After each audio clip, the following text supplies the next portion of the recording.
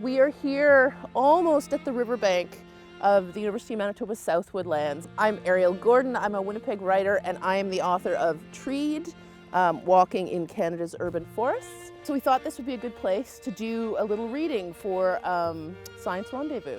So I'm going to read an excerpt from my book, and it's the section that sort of explains what the urban forest is. Because I don't know if everyone knows what the urban forest is. When I use the words urban forest, I mean all the trees and shrubs on public and private land within city limits. The city of Winnipeg estimated that there were approximately 8 million trees in its urban forest, 3 million in what they call natural areas, and 5 million on private property. In 2015, it was estimated that 299,000 of the 8 million are boulevard and park trees. It's hard to know if that number includes shrubs, either the introduced species like lilac and caragana, or natives like chokecherry and dogwood. But it definitely includes all the riverbank trees, the trees on the boulevard, whatever you've got growing in your yard, and everything on the boulevard and on the 4,047 hectares of parkland the city maintains. Our urban forest is a mix of native and non-native trees, including elms, ashes, maples, oaks, poplars, basswoods, willows, birches, spruces, pines, and cedar. I don't think you have to know the names of trees to enjoy them. I don't think you have to know anything about them at all. But I think it's useful for us as humans, as people living in cities, to sort of like see the urban forest a little bit. It's not just visual upholstery to our lives, it's not decoration. And they're big and old and wonderful in their own way. I am maybe trying to get the wasp nest down because I want to look at it.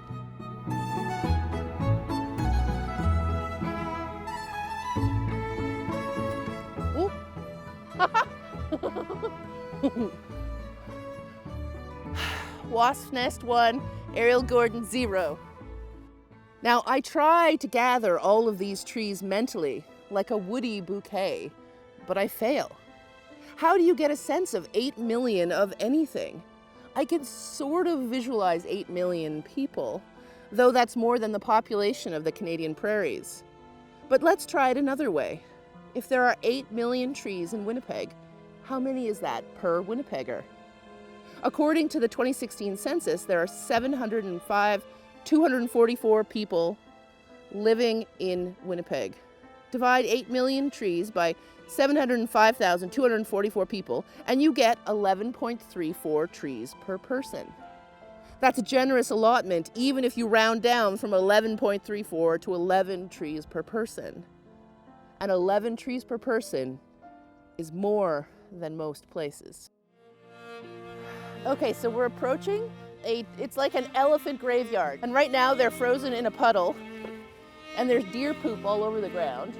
They're largely cottonwood, which is the size, right? You see these big gray shapes. I'm like, look at this. This is a fragment of like cottonwood bark. Like, look how huge that is. Like that is thick. Substantial, like me. If I could choose my trees, I think I'd claim a couple of apple trees. One that produced juicy yellow-pink apples in the summer, and one that fruited in early fall. The apples crisp and deep red. I'd pick a pear tree that produced incandescent yellow pears, and also the microclimate that kept it happy. I'd maybe even claim a sour cherry. I wouldn't even mind the wasps it attracted. Now I definitely want a wild plum and a hazelnut. That's 6 of the 9.5 trees I mowed. Trees for food and beauty, trees that aren't especially long-lived, but that would keep me in jam and pie over the winter, fill my fruit bowl in the fall, and scent my yard in the spring. I'd probably want the rest in hardwoods.